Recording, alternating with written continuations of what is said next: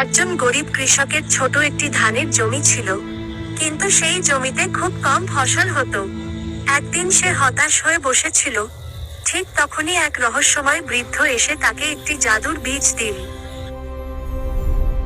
বৃদ্ধ বলল, এই বীজ লাগালে তোমার ভাগ্য বদলে যাবে।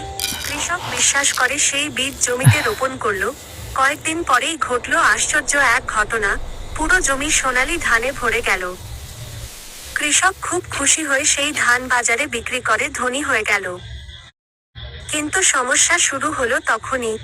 ধান থামতেই চায় না।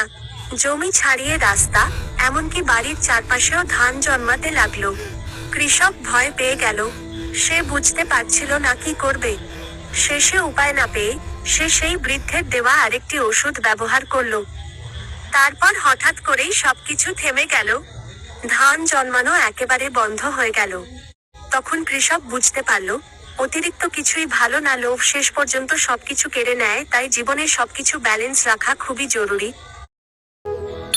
এরকম আরো শিক্ষণীয় ভিডিও পেতে আমাদের সাবস্ক্রাইব করুন।